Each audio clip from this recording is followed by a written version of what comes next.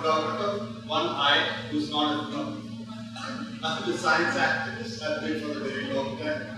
And I'm professionally, I've also been an engineer, working on a lot of things. I don't think I was involved in any power project in Kerala, but other states, yes. But leaving that part out, what I will start with, initiating briefly what the topic today is.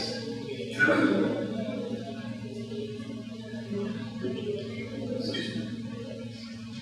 So, I'd just like to start by introducing the topic. That given science and technology is obviously much more important today than it's ever been.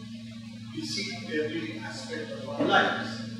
Now, when it comes to communications, there are two parts to the role science and technology plays. One is, of course, multiplying the effect of communication, which means that when you have a microphone, you're addressing a certain number of people. So, modern communications allows a much larger magnification of the voice to reach many more people. Printing press was the first mass communication medium. That's when literacy became important in the world. People started reading. Books were means of communication. In fact, that's what is called public space is built essentially initially at the printing press. That's how people know each other, can read books, and then of course the newspapers. But in all of this, printing as a mode of magnification of the voices or mass communication as a distinct from private one-to-one communication. Mass communication is the amplification of a few voices. It's not everybody's voices. You can also start becoming consumers of what people are giving you. And therefore, communication also creates not only a public space, but also the ability to have voices dominate over the discourse and what is Noam Chomsky calls manufacturing consent. It allows the manufacturing of certain views, which may be the views of the ruling class. Why? Because they control the means of communication, whether it's a capitalist section, a capitalist media, whether it's government. The ruling classes are able to then manufacture the kind of consent required. Of course, a lot of it is to do with war propaganda as well. We didn't realize the power of mass media. But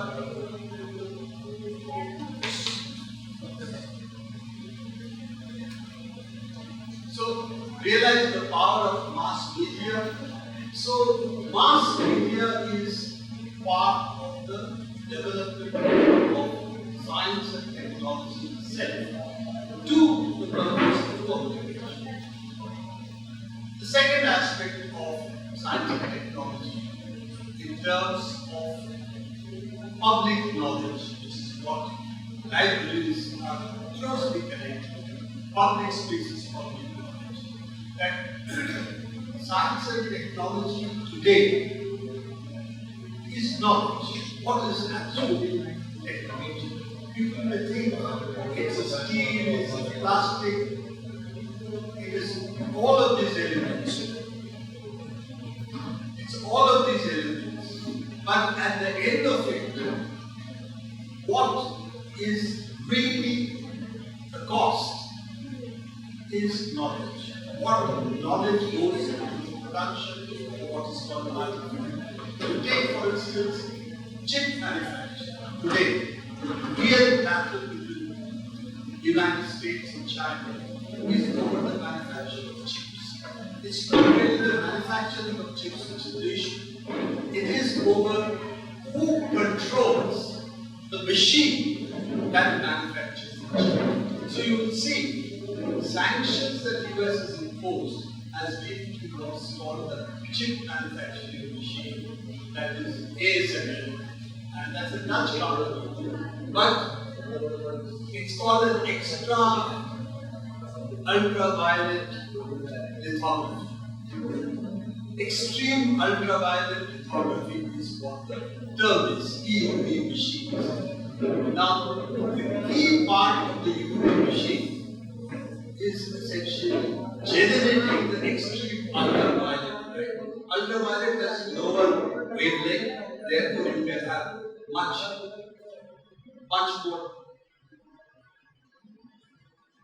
more fine cutting of the silicon substrate, so more transistors can be put. The number of transistors today is astronomical. It's something more than billions of transistors can be put on the chip because of the extremely fine control we have over light, which is the one we use for creating the transistors on the chip. Now, where does that lithography machines, ultraviolet light, extreme ultraviolet light come from? It comes essentially from weapons research, which is lasers. Lasers come from radio weapons research. And this particular set of patents, which is what the patent is about, is held by a US company called Cyber, which collaborated with a lot of Silver research laboratories to build this lithography light source for the lithography machines. So what is the battle about? The battle is really about who controls knowledge. Is the one who controls production. This is something which marks for Department 1 of production, capitalist production. The one who manufactures the machines, which then produce what goods is required by the market. So, machines to manufacture what finally goes into the production line. So, the chip manufacturing is done in Taiwan, as you might be aware, in South Korea. These are not the major technology powers. The technology power is who is manufacturing chip manufacturing machine, the Department 1 of Capitalist Production.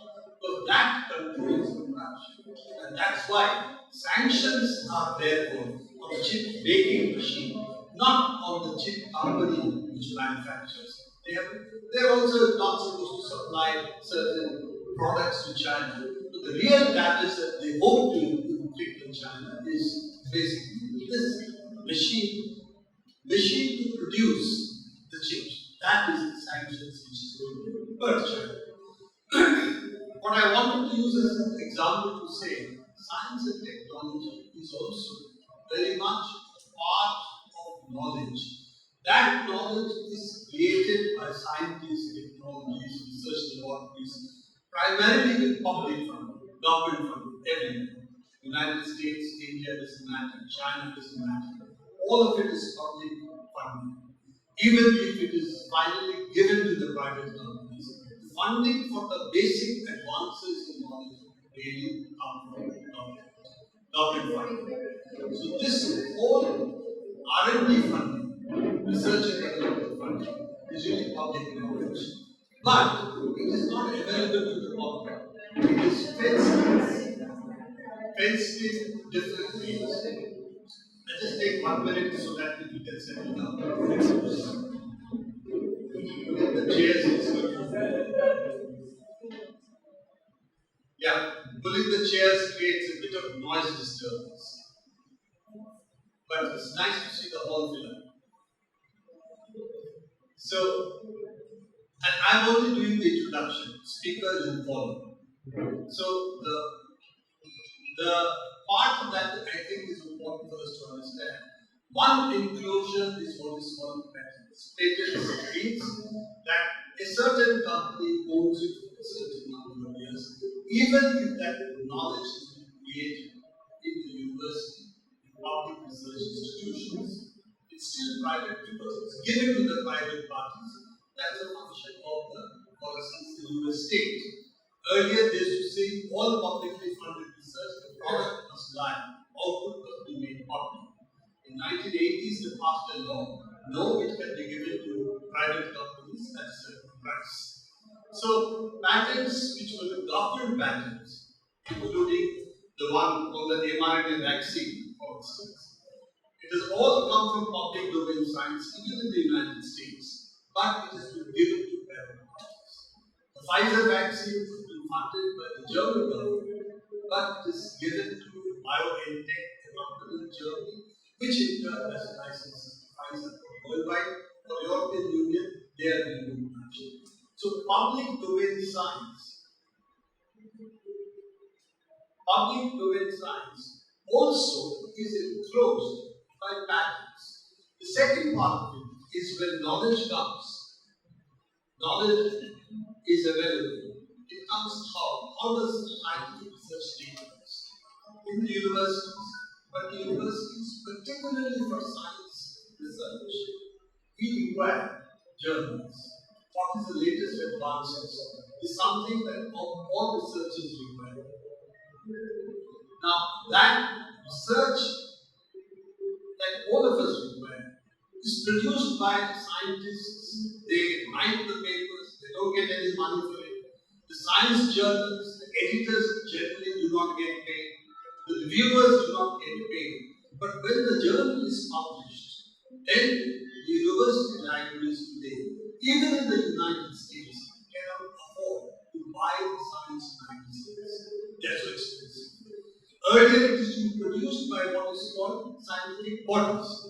Over the last 30, 40 years, science publications have been taken over by private publishers who go to those associations and say, hey, your association is doing good work. We'll publish everything free for you. You do what you are doing, edit them, get the papers, and so on. We'll do the production and we'll do the selling. That's all. We give you even money to host your congresses.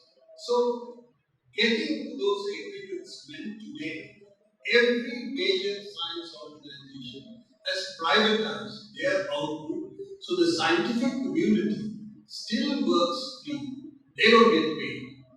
But the product, the publication is so expensive that you can't really buy it. As an individual, even if you want to buy one paper, it can cost anything from 30 to $100. Beyond, and you require at least 30, 40 papers, probably a month, if you're serious about research. Given that, how do then researchers in countries like India achieve? This is a challenge for us. It's a challenge for all third world countries, poor countries. It's a challenge for poor students. But even in the United States, in the places where there are a large number of science institutions, if you take what is called pirated science, Sci-Hub, I'm sure all of you who are doing science research know it.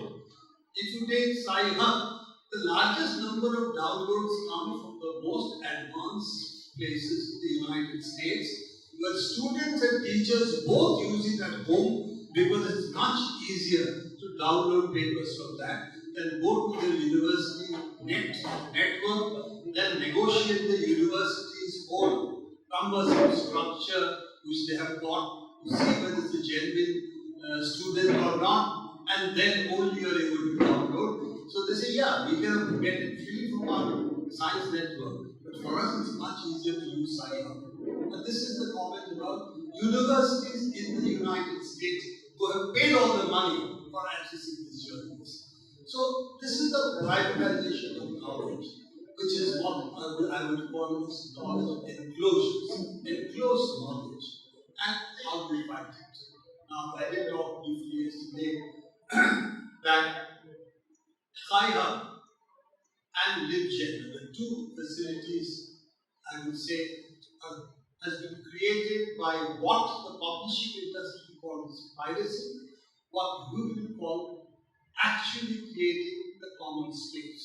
Why we are creating the common space? Because the laws that were made for the time, copyright, were for printed books. books. They were really not for this kind of communication. Why? What's the difference? In printing of a book, you need paper, you need ink. There is machinery involved, printing press. That's how the books are printed. You need to create a master. In our times, I started also to read and compose. I was in for a small period in a place where I was also asked to rotate to different departments. We used to do physical, actually hand composing of the page. Now, today, something you write and you get photo-composed output done by somebody sitting on a computer, and then it goes for printing or it goes for a web application.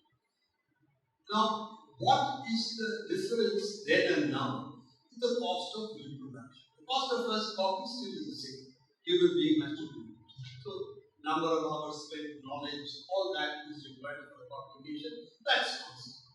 The reproduction cost today, from that one master to create multiple copies, the cost of reproduction is done by us. I log into the internet, I go to a certain site, I say download. When I say download, I actually create the copy of my machine. So effectively, I'm even doing the reproduction. Now, there is hardly any cost to this. So this cost, which should be minimal today, just try and download a scientific paper or a social sciences paper.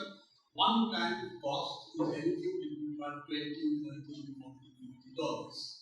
So again, the reproduction cost is zero. The production of knowledge has been made, funded by the state or the researcher, for which he is not doesn't get a penny. When the editor of these journals produce their labor free, reviewers who are important for any science publication make it free. Why should there be such a high cost? 30 years old papers, even then it's going to cost you $40 to $60.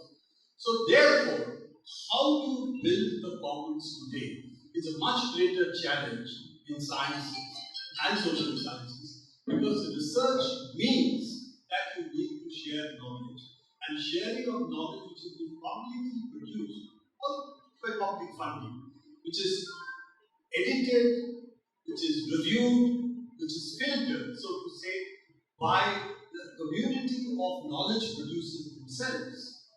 Why is that knowledge fenced in this way that it becomes the private property of the science publishers or of the private companies who take out patents on these inventions?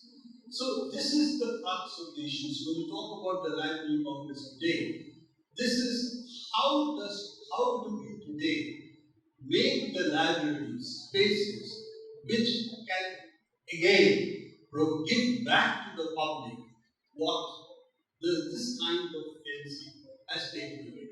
Libraries have exceptions. There are library exceptions in Indian copyright law. There are also exceptions for education. In fact, I was involved with certain groups who at the time were giving comments about what copyright law should be there, changes were made at one point. So specific at that point, there were what are called education exceptions. That students require basically photocopy material. They cannot afford to buy the books that are prescribed. And if it was particular, even more in sciences, more if you go to masters, because higher up you go, the books become more expensive. Why? Because the number of books required are less. If the number of books required are less, obviously the cost per book is higher. So if you want to do science research, then of course you need access to these books.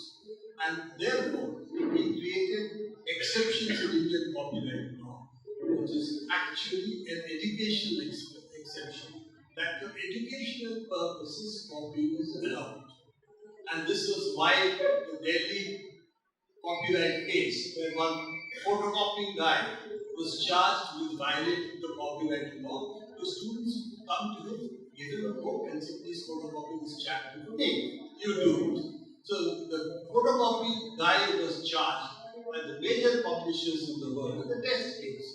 That stopped all photocopy for universities. And unfortunately for them, the Indian court held that the education exception which was made was valid and therefore this was not accepted by this please close the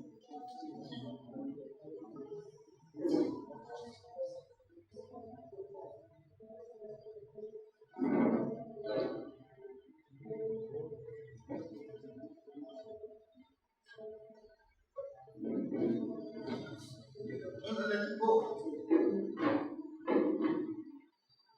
We just want the noise to subside because whenever there is a movement there is noise.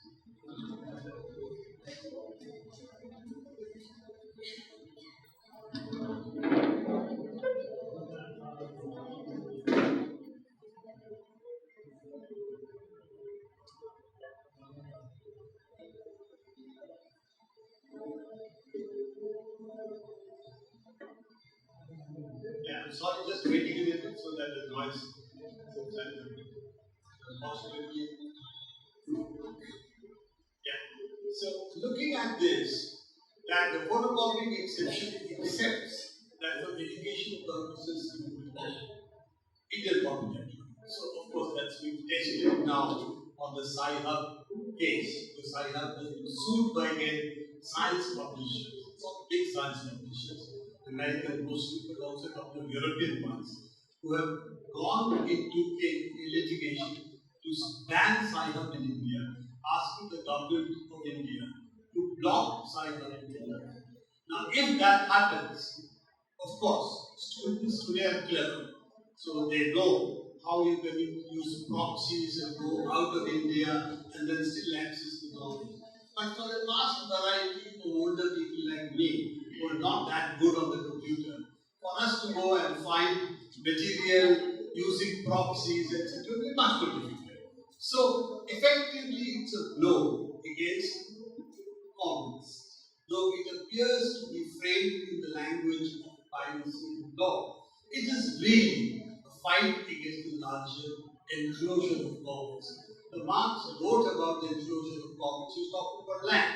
That land which is owned commonly by the village, was enclosed by the landlords legally. That was called the Great Enclosure Movement that takes place, which is essentially the start of capitalism in agriculture in England. Now that is also similar today to enclosure of knowledge. Knowledge is common in the world because knowledge has become far more important. It always was, but today has become far more important in monetary terms in production. That means I started by saying what is the cost of the chip, what's the cost of the device which the chip is using to build. The cost of that is small. That's not a major cost. Basically, some silicon which is actually sand. That's really common approach. The material that goes into building the connections, the metal, that's very low. Outer metal is not very large. So, what is the cost? Is the cost of knowledge, which is taken to build the machine, and the knowledge that is gone into production of the chips, which is not just one machine, but a whole bunch of steps. So, all of that put together is the cost, and it is really the cost of knowledge. Knowledge which can be freely reproduced. Knowledge is one thing which does not lose by reproduction. If you reproduce knowledge, knowledge doesn't change. It remains the same. Unlike, for instance, a physical knowledge. So, it in that sense can be copied infinitely without loss. But that is the one which is today sought to be fenced in. And because it has become a major part of knowledge process. I will end with the libraries as now the focal point. How do we bring back the commons into our lives? How do we look at the copyright law itself? There are also library exceptions. How can we use the library exceptions in India in the copyright law by which we can find this? In the pharmaceutical area, you know the 3D exception disallows certain kind of patents. Similarly, what are the exceptions in copyright law by which we expand the scope of the commons in India and as an example elsewhere, because our 3D pharmaceutical exceptions to the patent law is used extensively in the world in other places also. Post India successfully doing it. It is basically on a cancer drug when we started, but it's now been extended to many other drugs. So, given all of that, the fundamental issue today is how to recreate or how to fight for the commons, and particularly the knowledge commons.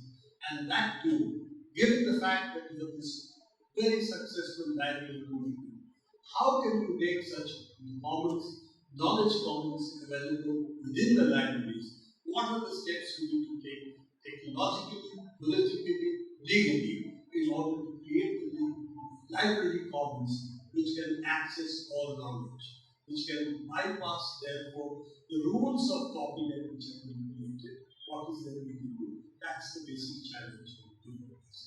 I started doing the task of only starting the conference, the session. And I thought, since the hall was slowly filling up, I thought I should play the one who attracts the audience. When you do a drama, somebody has to do the dugdugi, so the crowd comes. So I thought I would do the dugdugi as the chair of the session, so that now we can have the presentation. Next presentation, we can basically